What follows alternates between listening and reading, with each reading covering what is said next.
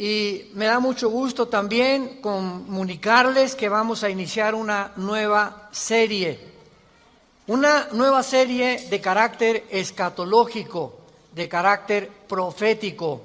Cuando hablamos de escatología, logos, conocimiento, escato, las cosas del más allá o las cosas del final de los tiempos. Entonces la escatología es la rama de la teología que trata con las cosas de los últimos tiempos, o sea, las profecías de los últimos tiempos. Y así vamos a titular esta serie, Conociendo el fin de los tiempos. No cabe duda, damas y caballeros y santos de Dios, que estamos rodeados hoy, más que nunca, de un sinnúmero de eventos políticos, filosóficos, climatológicos, religiosos, amenazadores.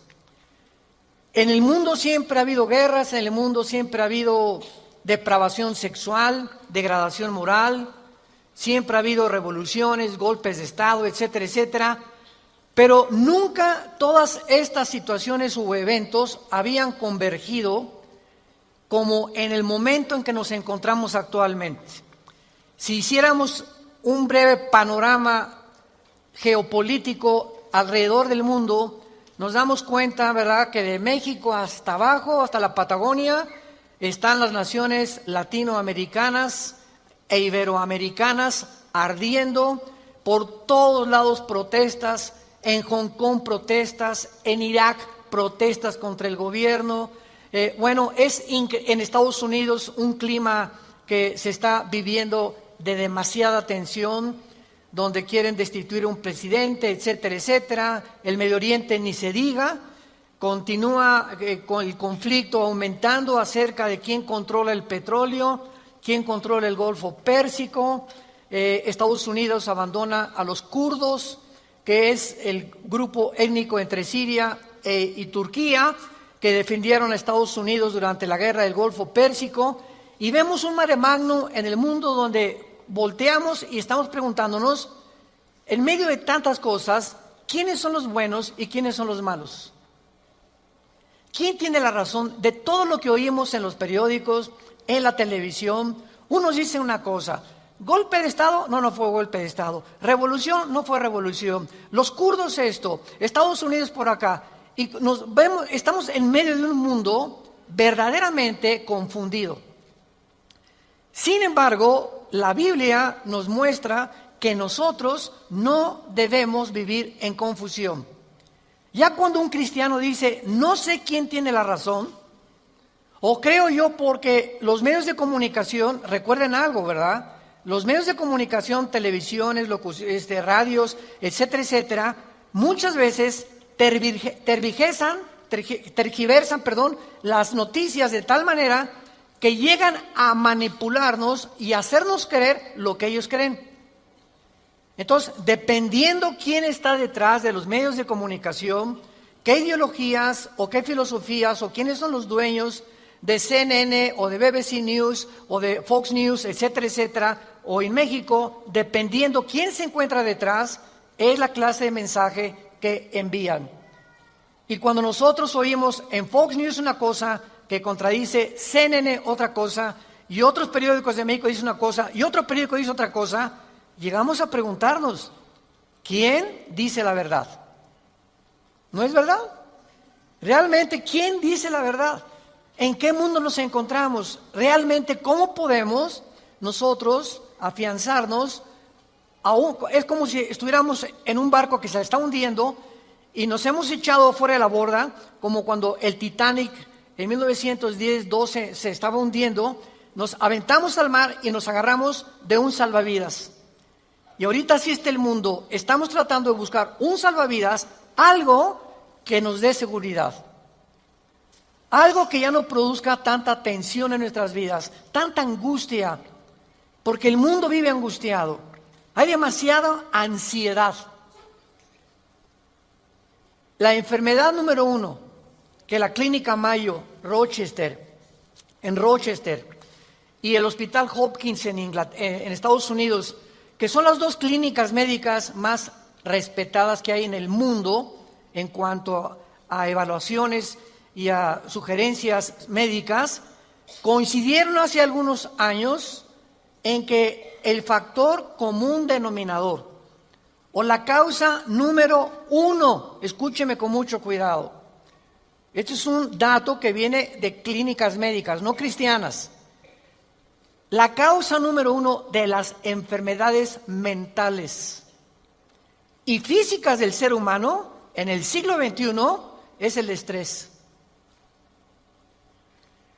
El estrés es un estado de angustia, un estado de tensión, de ansiedad interna que no te deja vivir y que te hace que estés enojado contra el gobierno, enojado con tu papá, con tus hijos, etcétera, etcétera. Ves a toda la gente con recelo, no confías de nadie, te vuelves amargado, te vuelves amargada.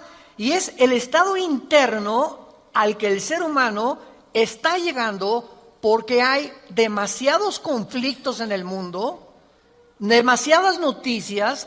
Estamos oyendo con el iPhone qué pasó en Irak, qué pasó en el Medio Oriente, qué pasó por acá, mis amigos, mis amigas, y llega un momento en que el ser humano ya no tiene paz. Ayer en el Congreso de Pastores que tuvimos en México, llegaron una familia a consultarme, él es pastor, su esposa lo acompaña hace mucho tiempo, y me dice: Armando, quiero decirte una cosa. Tenemos un programa de televisión en Sudamérica y un programa de radio.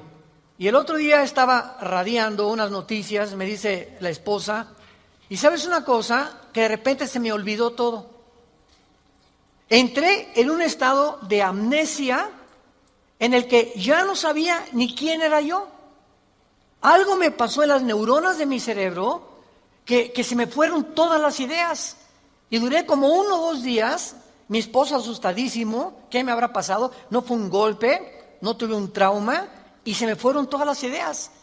Inmediatamente le contesté y le dije: eres una mujer demasiado estresada. Y hay una autora inglesa que les recomiendo, ahorita mi esposa está devorando todos sus libros, que se llama Carolina Leaf, L-E-A-F, Leaf. Esta autora inglesa es neuróloga, pero es cristiana, y está haciendo los últimos descubrimientos del cerebro, de las neuronas, de la manera como afecta el estrés.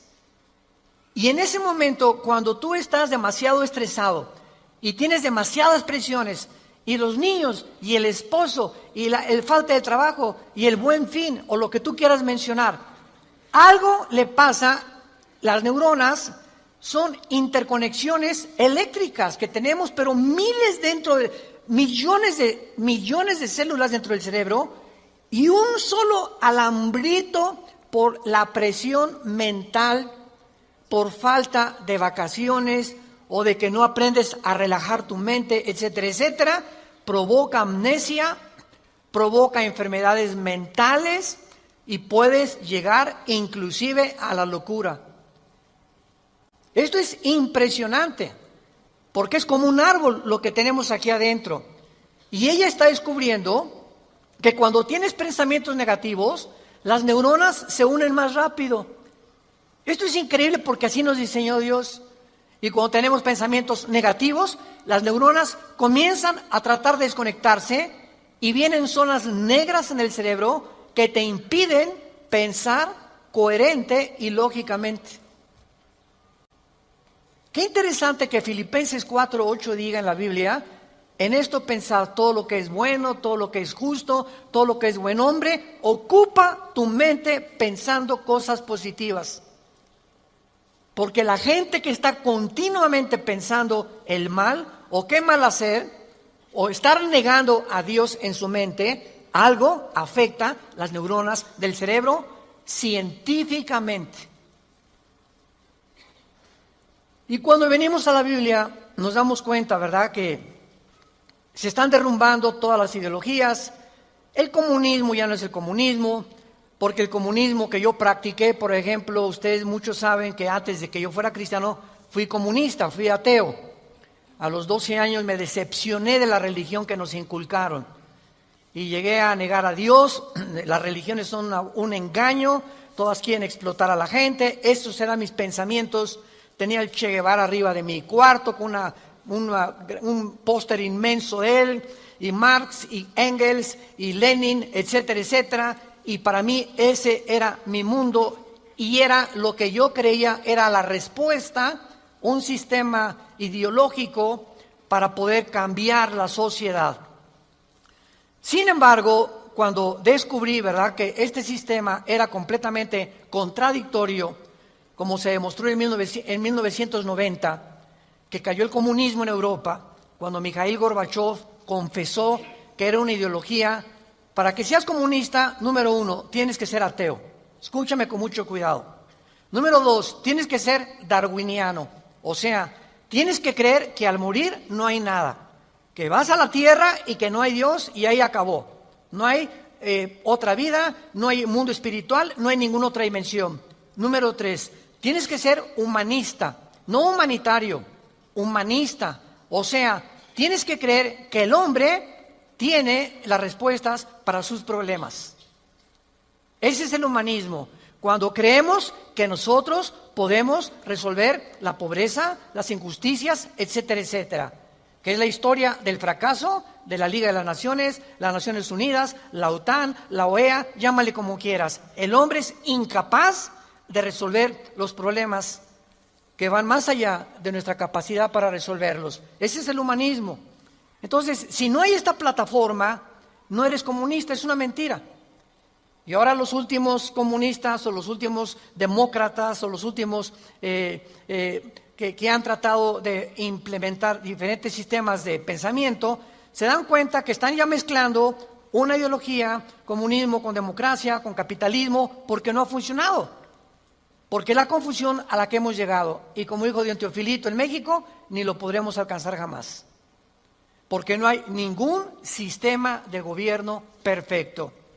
Decía Winston Churchill, entre los sistemas de gobierno, el mejorcito es la democracia, pero no es perfecta tampoco. ¿Por qué? Porque somos seres humanos que necesitamos a Dios. Necesitamos a Dios. Necesitamos una guía, necesitamos un manual, necesitamos una luz. Y por eso el mundo está perdido completamente. Me decía el otro día un piloto que es vecino de la casa de ustedes, donde vivimos, de American Airlines, me decía: Armando, le digo, oye, cuando tú vas en el avión allá a 10,000 metros, 10 kilómetros arriba de la superficie de la Tierra, 33,000 pies, 35,000 pies, ¿cómo le haces para saber si no vas para acá o no vas para acá? O vas subiendo o vas bajando, porque la cabina del piloto es pues muy poquita, nada más ve lo que está enfrente. Me dice: Armando, sería imposible que nosotros piloteáramos sin instrumentos. Los instrumentos nos muestran claramente la dirección que vamos a llevar, a qué altura estamos, etcétera, etcétera. Sin instrumentos, un capitán de un barco en medio del océano no sabría cuál es el norte, el sur o a dónde irse si no tuviera una brújula. Y así nosotros no sabemos a dónde ir si no tenemos instrumentos, si no tenemos un mapa que nos ha dejado Dios, que se llama las Sagradas Escrituras. Y haríamos bien en estar atentos a este libro como una antorcha que alumbra en lugar oscuro, hasta que el lucero de la mañana salga en nuestros corazones. Vamos pues a abordar este tema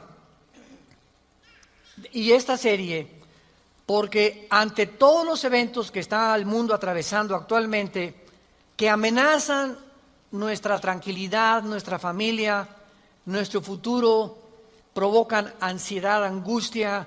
¿Qué pasa si pierdo el trabajo? ¿Qué pasa si el peso pierde más valor ante el dólar? Si cae el petróleo, si viene un gobierno en México, o si viene una guerra nuclear. Todas estas cosas producen ansiedad, producen incertidumbre, producen intranquilidad. Y Dios no quiere que vivamos así. Dios quiere que en medio de este mundo tengamos una esperanza, tengamos una seguridad de que las cosas van a mejorar. Que lo mejor de nosotros está por delante. Y que aunque el mundo sea cubierto de tinieblas, en nosotros debe haber luz. Porque somos la familia de Dios. Que dio a su Hijo en una cruz hace 2000 años para que pudiéramos comprender el mensaje del Evangelio, de las buenas noticias, de la gracia de Dios en su Hijo Jesucristo. Podemos saber exactamente, y este es el tema que vamos a abordar en toda esta serie, podemos en la Biblia encontrar datos, información que nos digan en qué tiempo de la historia nos encontramos. ¿Podríamos realmente decir con seguridad nos encontramos a 10 años de que Cristo venga, o a 5 años de que Cristo venga, o nos encontramos al borde de un caos nuclear, o estamos en la orillita de la autodestrucción del ser humano? Esta información se encuentra en este libro, porque cuando comienzas a escudriñar este libro y nos comenzamos a ver que Dios nos comienza a despejar incógnitas y los velos negros que nos impiden ver hacia adelante comienzan a ser quitados por la luz del Espíritu de Dios, comenzamos a caminar con confianza en la vida. Si yo estoy en una cueva oscura, yo no sé si dar un paso por acá porque no veo, está tan oscuro que a lo mejor está ahí un murciélago o una roca o algo, pero si alguien me da una lámpara, ¿qué hace la lámpara? Inmediatamente me alumbra 4, 5, 10 metros hacia adelante. Y con esa lámpara puedo caminar con confianza porque voy viendo dónde voy pisando. ¿Correcto? Bueno, así es exactamente en el mundo espiritual. El mundo ahorita no tiene lámpara, están así. ¿Será melón? ¿Será sandía? ¿Será, ya sabes quién? Por aquí, por allá, ¿y para dónde? Esto, ¿tendrá razón ellos? ¿Tendrá razón estos? ¿Tendrá razón este gobernante? Por acá, y así está el mundo. Pero cuando tenemos la palabra profética más segura, vamos a comenzar a caminar con confianza y a darnos cuenta del Dios que nos dice, no temas. No temas, estoy contigo, nunca te dejaré, nunca te voy a abandonar. Estaré contigo todos los días hasta el fin del mundo. Y aunque se cierren los cielos aparentemente y la oscuridad, la tierra, esté cubierta de ella, mientras más oscuro, las estrellas se ven mejor. Mientras más oscuro, vamos a tener más luz, porque vamos a poder brillar en medio de las tinieblas. Claro que la Biblia nos va a revelar todos estos sucesos y calamidades antes de que sucedan, para que cuando sucedan corroboremos, comprobemos, confirmemos que Jesús tuvo realmente la razón y que Él es el Hijo de Dios. Y esto es lo que nos da la fortaleza, las convicciones, porque lo que más se necesita ahorita en el mundo es seres humanos con convicciones profundas en sus vidas, con mucha integridad para vivir. Y cuando tú eres una persona de una sola pieza, como dijo Pablo, yo sé en quién he creído, ya no te engaña la gente. Ya no te engañan las películas, no te engaña la televisión, no te engañan las noticias, porque tu fe está bajo una roca. Estás parado en un fundamento inconmovible. Y este fundamento es la palabra de Dios. Vayamos a ver algunos pasajes, en primer lugar, en el capítulo 46 del libro de Isaías. Si no traes la Biblia, por eso estás así. Con razón. En Isaías capítulo 46, versículo del 9 al 10, veamos algunas respuestas anticipadas que este profeta hace 2700 años escribió. Isaías 46, versículo 9 y versículo 10. Dice Dios: acuérdense de las cosas pasadas desde los tiempos antiguos, porque yo soy Dios y no hay otro Dios, y nada hay semejante a mí, que anuncio lo porvenir, desde el principio y desde la antigüedad, lo que aún no era hecho, que digo, mi consejo permanecerá y haré todo lo que quiero. En este pasaje Dios claramente nos muestra que Él va a demostrar, el Dios de la Biblia, que Él es Dios. Y que todos los demás dioses, ¿verdad?, no son realmente más que ídolos, y aunque detrás de todo esto hay criaturas espirituales que se le llama dioses en la Biblia, Él es el Elohim de los Elohim. Él es el Dios de los dioses, Él es el rey de todos los demás súbditos que ocupan el universo. Y que Él nos va a anunciar lo que va a venir para que sepamos algo. Lo que Dios dice va a permanecer. Y va a hacer todo lo que Él ha dicho que va a hacer en la Biblia.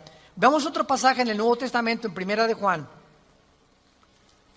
Antes del Apocalipsis está Primera de Juan, para que no andes por el Éxodo.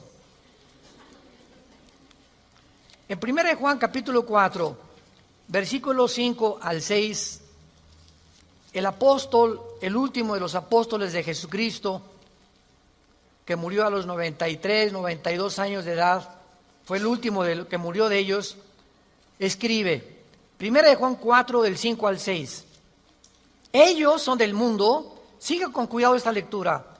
Ellos son del mundo, por eso hablan del mundo. Y el mundo los oye.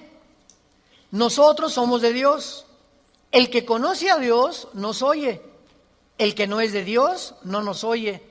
En esto conocemos el espíritu de verdad y el espíritu de error. Tú prendes el radio y dices, ¿qué quiero oír? La charrita del cuadrante. Bueno, porque eso es lo que quieres oír. Pero al mismo tiempo tu aparatito de tu radio tiene ondas y tiene FM, tiene AM y tiene como 50 estaciones más que tú puedes oír en el FM 91.3, 1440, etcétera, etcétera, ¿verdad? Pero tú sintonizas lo que tú quieres oír.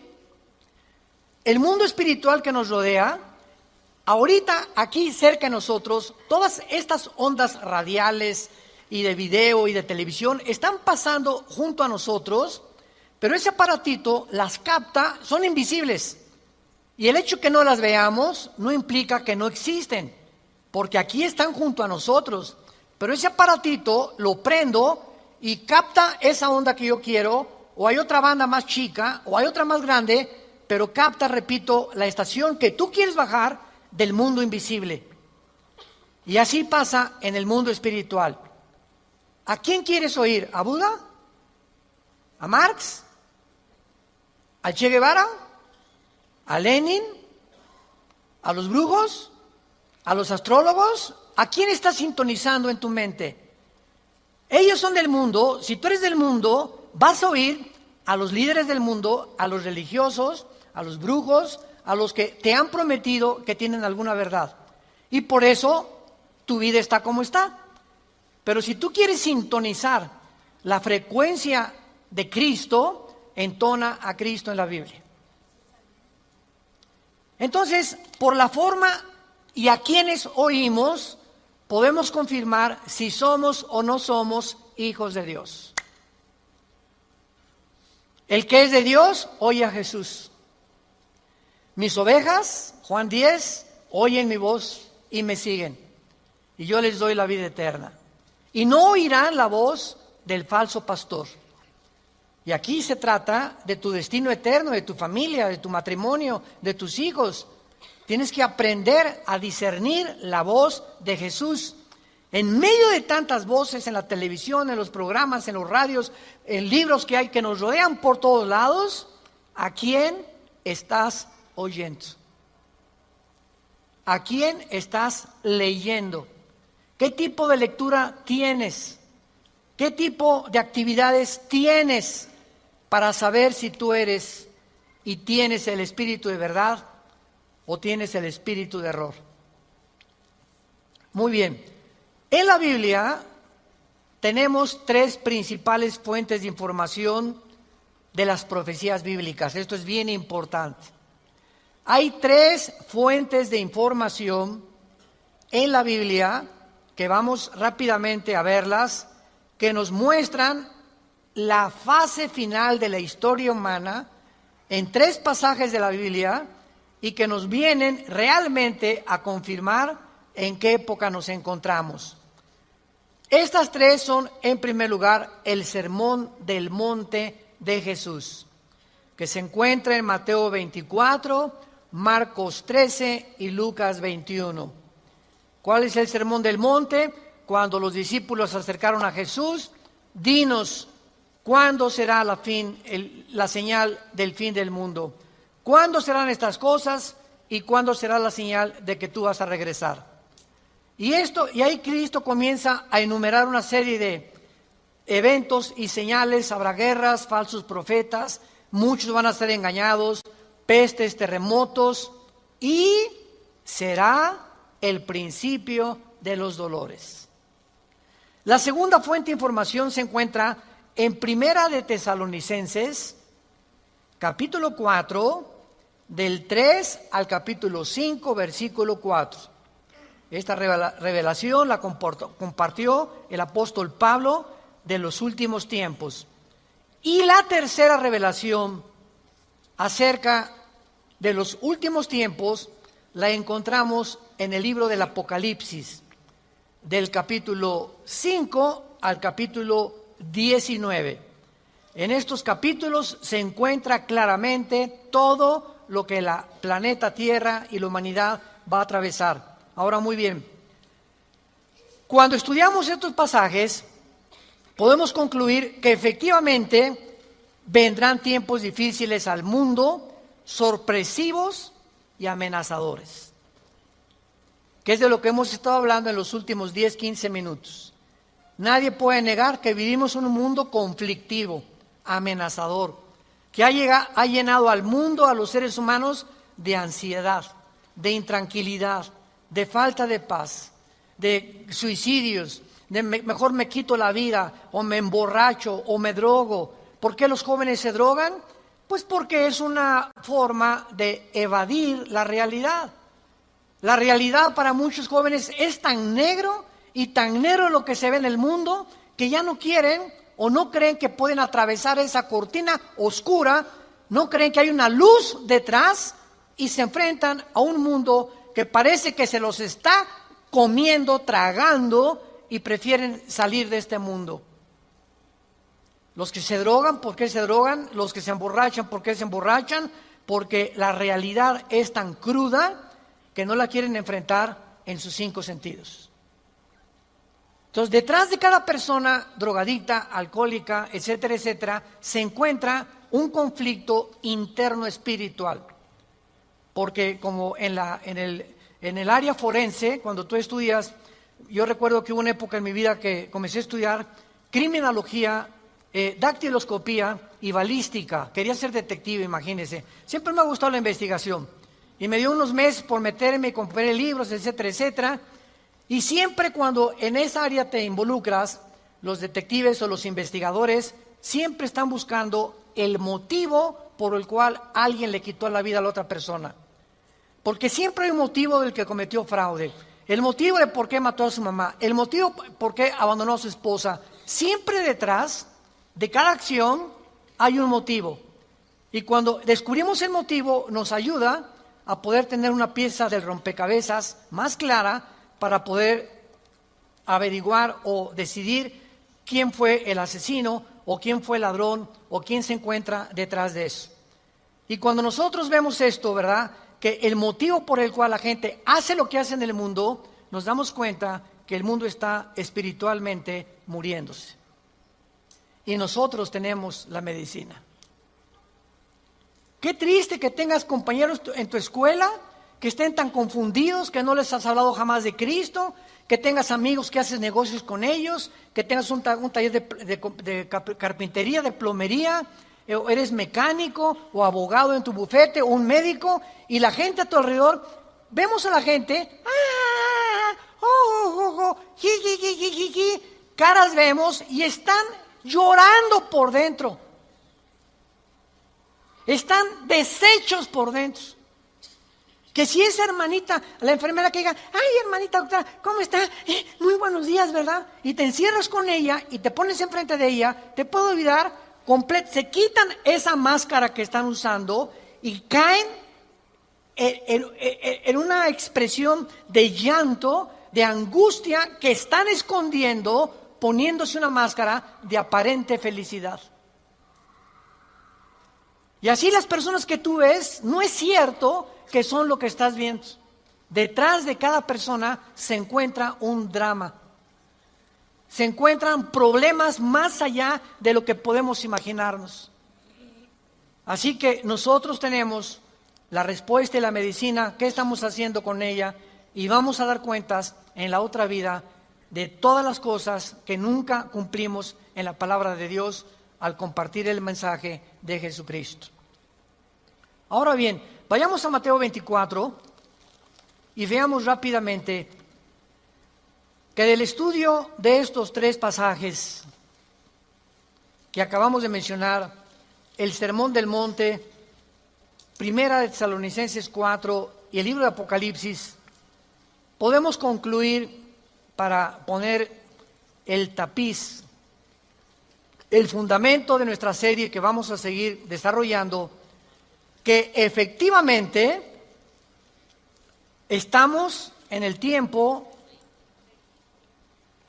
de eventos muy amenazadores, sorpresivos, y aunque nosotros los cristianos no querramos ver, ni vamos a estar, esto está garantizado, nosotros no nos vamos a encontrar en los acontecimientos del libro del Apocalipsis. La iglesia no va a encontrarse en los acontecimientos de Primera de Tesalonicenses 4, ni tampoco en el Sermón del Monte, más que en lo que les voy a mostrar ahorita. Y no vamos a ver nosotros el Armagedón. Creo que no vamos a conocer tampoco al Anticristo, pero hay algo que vamos a atravesar para que nos vayamos preparando y para que entendamos que para poder enfrentar lo que se viene, se necesita carácter. Carácter. ¿Qué es el carácter? Es la formación interna que el Espíritu Santo nos quiere dar, donde estableces fundamentos y convicciones inconmovibles en tu vida. He decidido hacer esto, lo haces. Puntualidad, responsabilidad. Una persona, un cristiano irresponsable, tiene mucho que trabajar con su carácter. Un cristiano que siempre llega tarde a todos lados, tiene que trabajar mucho con su carácter. Decía hace algunos años, cuando Henry Ford hizo el primer carro modelo T, 1904, corría como 25 kilómetros por hora, su hijo Henry Ford II tomó la Ford Motor Company, la compañía de carros Ford en Estados Unidos, que fue la que más comenzó a vender carros a principios del siglo XX, y este hombre llegaba a la compañía de Ford y ponía al jefe de la planta, al jefe de la administración, al jefe de la supervisión, ponía a líderes en cada departamento. Y él llegaba cada 2 o 3 meses, y si ese líder no hacía que funcionara la planta que él le había dado, lo corría. Dice, un líder, decía Henry Ford II, es la persona que hace que las cosas sucedan. Y si tú estás al frente de una responsabilidad y no cambias la situación, o no cambias la manera de pensar de los hombres o de tus soldados que tienes bajo tu responsabilidad, tú no eres líder. Entonces, qué importante es que la Biblia dice que todos nosotros debemos ser líderes. Y si somos líderes, tenemos que hacer cambiar las cosas de alguna manera. Vas a hacer cambiar a tu amigo y vas a hacer cambiar a tu amiga y vas a hacer cambiar a tus amigos de la escuela, hasta a tus maestros vas a confrontar algún día. Discúlpeme, maestro, con el respeto que se merece, no venimos del chango. La evolución es una teoría que está completamente destituida desde que descubrieron el ADN en 1954. Por favor, actualícese más, maestro. Entonces, cuando comenzamos a entender eso, es cuando comenzamos a comprender que este mundo, dice la Biblia, la mayoría serán engañados. Los mismos escogidos serán engañados porque hay millones de cristianos sin carácter, flojos, irresponsables, impuntuales, sin falta de integridad. A nadie le hablan de Cristo, no comparten las buenas nuevas, no tienen convicciones profundas que los hacen ser gigantes, guerreros de Dios. Dice Mateo capítulo 24 en el Sermón del Monte el Señor Jesucristo, porque se acercan los discípulos para hacerle preguntas, versículo 3, Señor, dinos, vean las 3 preguntas que le hacen hace 2000 años. 1, ¿cuándo serán estas cosas? Querían saber el tiempo los discípulos. 2, ¿qué señal habrá de tu venida? O sea, ¿habrá alguna señal que podamos percibir de que tú ya vienes al mundo? Y 3, ¿y hay alguna señal de que el mundo se va a acabar? De estas 3 preguntas, Cristo comienza a contestar algunas. Por ejemplo, la señal de su venida está hasta el versículo 29 y 30, cuando el sol se oscurecerá, la luna se pondrá, etcétera, etcétera, y esa es la señal de la venida de Cristo, que no vamos a estar aquí nosotros, porque primero es el arrebatamiento, y van a pasar 7 años de la tribulación, y viene Jesucristo en la segunda venida, y los que estén en la segunda venida, que se hayan convertido en la persecución del anticristo, van a saber que cuando vengan estas señales cósmicas en el cielo, Cristo aparecerá en las nubes junto con nosotros, porque regresaremos con Él. Pero lo que me interesa compartirles es el versículo 6 en adelante, que es lo que nos atañe a la generación que estamos viviendo. Oirán de guerras y rumores de guerras.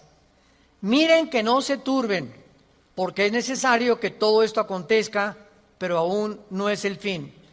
Porque se levantará nación contra nación y reino contra reino, y habrá pestes y hambres y terremotos en diferentes lugares. Muy bien, si leemos solamente el versículo 6, oirán de guerras y rumores de guerras, toda la historia han sido esto, ¿no es verdad? Desde que Caín asesinó a Abel, que Caín asesinó a su hermano Abel, toda la historia, de acuerdo, lo quieres apuntar, al Instituto para la Investigación para la Paz, en Suecia, Estocolmo, dictaminaron que de los 6,000 años aproximadamente de historia que tenemos, de 6,000 años, solamente ha habido 25 años de paz. La historia humana es una historia de guerras, guerras, guerras, guerras, guerras, guerras. En 6,000 años, 25 años de paz. O sea, siempre ha habido conflictos, revoluciones, golpes de Estado. Es la historia de nosotros. Pero entonces ahí podríamos quedar confundidos. Oye, Señor, ¿de qué estás hablando? Siempre ha habido guerras. Versículo 7, Él lo explica. Porque se levantará nación contra nación y reino contra reino. Esto, una guerra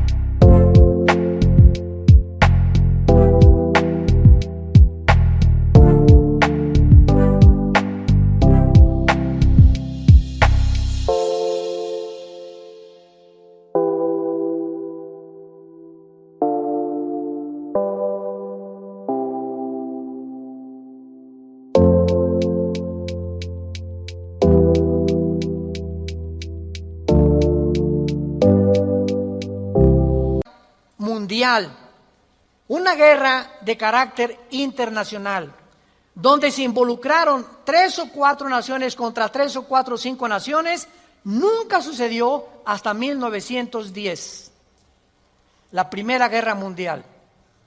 Ahí fue la primera vez en la historia que sucede una guerra de carácter internacional a través de toda la historia. Y casi 30 años después, la Segunda Guerra Mundial.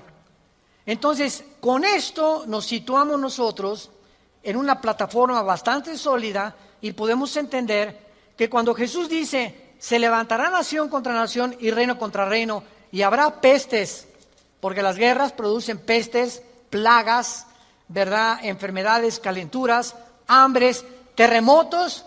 Señor, siempre ha habido terremotos, ok, claro, siempre ha habido terremotos, pero de acuerdo al Instituto Sismológico de Boulder, Colorado, que es uno de los institutos más prestigiados en el mundo para detectar terremotos, desde 1976 hasta el 2010 han aumentado 70% los terremotos en el mundo.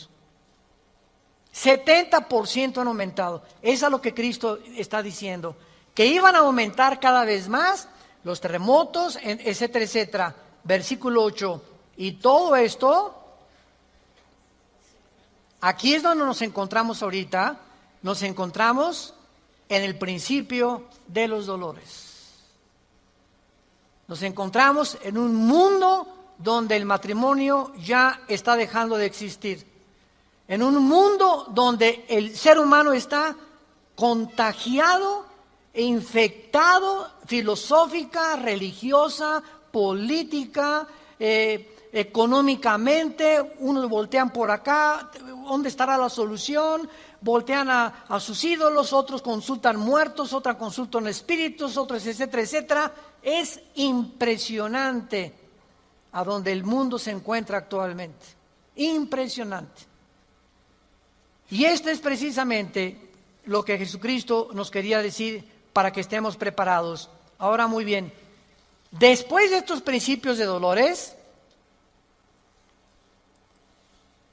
nos vamos. Adiós, mundo cruel. Adiós, mi perro fido, adiós, adiós, mundo cruel. Ya nunca te veré.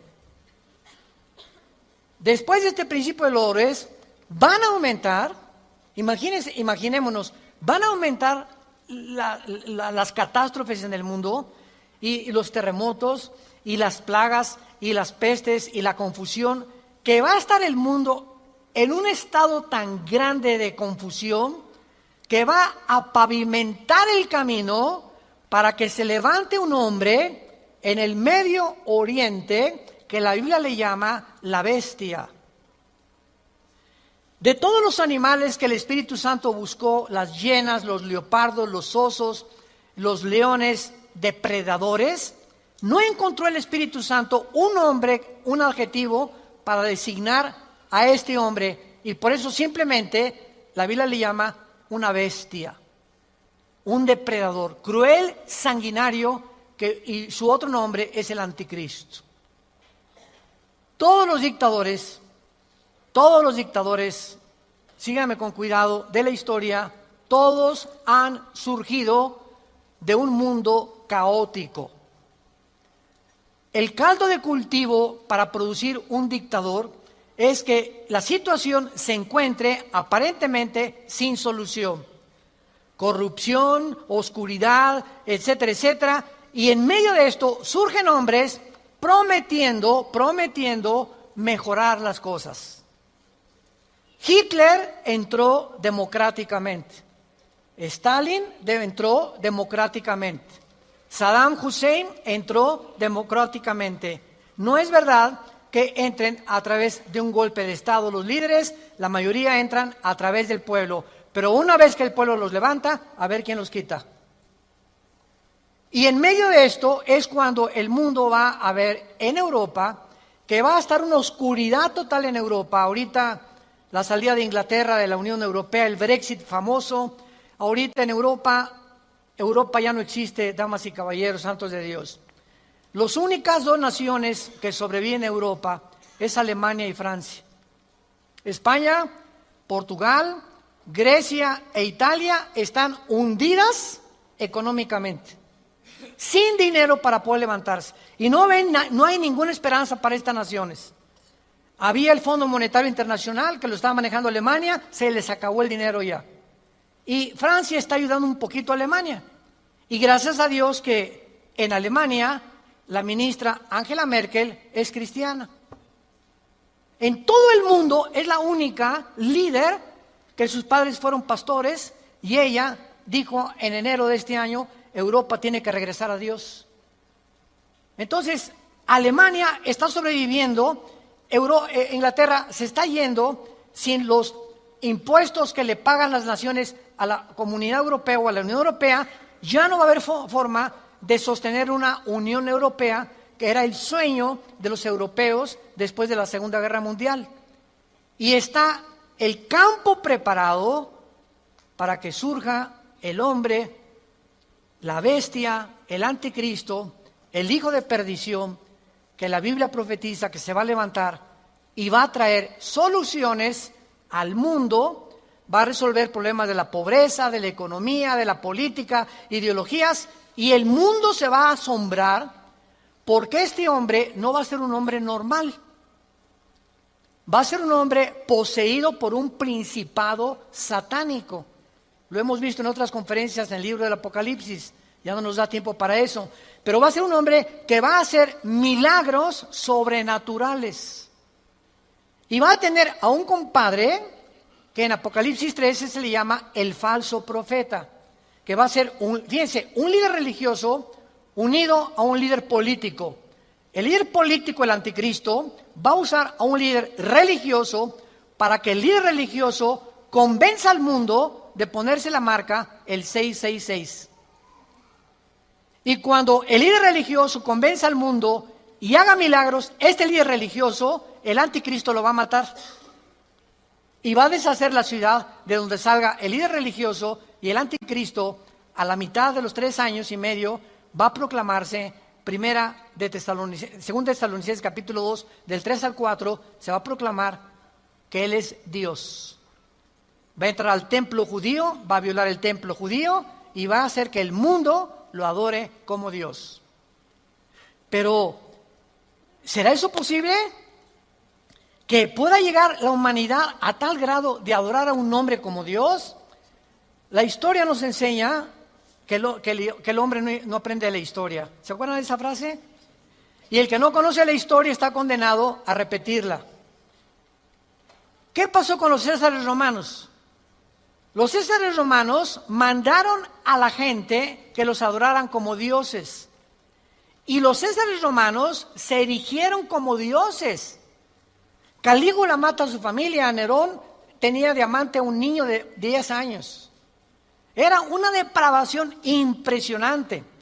Cuenta la historia que cuando un emperador romano estaba en el Coliseo, cuando vayan a Roma, vayan al Coliseo, es impresionante ver el Coliseo romano. Todavía en el Coliseo romano, cuando vayan a Roma, las manchas de la sangre de hace 2000 años, de los mártires que mataron los leones y quemaron vivos y que arrastraron, ahí están todavía las manchas de la sangre, que las han mantenido. Bueno, pues cuenta la historia, ¿verdad?, que estaba el César en un coliseo, en el Coliseo romano, y entonces todo el mundo se tenía que hincar y decirle, salve César. Y un hombre se quedó parado, que aparece en Apocalipsis con el nombre de Antipas. Y entonces se quedó parado y el César le dijo a un centurión, ve por favor y ve que es esclavo, ¿por qué no se hinca? Y el centurión romano fue con Antipas. Le dijo, Antipas, tienes que hincarte porque si no te van a matar. Y entonces, y además le dijo el centurión, te van a matar y ¿no ves que todo el mundo está contra ti? ¿No ves que tú eres el único? Y Antipas contestó, dile al César que si todo el mundo está contra mí, yo estoy contra todo el mundo, porque así murió mi Señor. Lo quemaron vivo en un balde grandísimo de aceite hirviendo. Y por eso Cristo le llama en Apocalipsis mi testigo fiel. Va a llegar un momento, santos de Dios, en que el mundo va a estar contra nosotros y ahí se van a denotar tus convicciones. Y si tus amigos están contra ti, y tu familia está contra ti, y el mundo está contra ti, nosotros estamos en contra de ellos. Porque nuestra fidelidad es al Hijo de Dios por los siglos de los siglos. Te damos gracias, Señor, por tu palabra.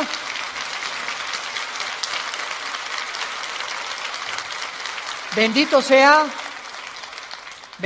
el nombre del Hijo de Dios, que nos ha hecho renacer su Padre para una esperanza viva por medio de su resurrección de entre los muertos, para que tengamos una esperanza que no puede morir en nuestro corazón y permanezcamos fieles a esta esperanza a la que todos hemos sido llamados. Al gran pastor de las ovejas, nuestro Señor Jesús, es nuestra lealtad, es nuestro amor, es nuestro corazón, porque Él fue el que dio su vida en nuestro lugar. A ti, Jesús, te damos gracias por vivir de entre nosotros y saber que más pronto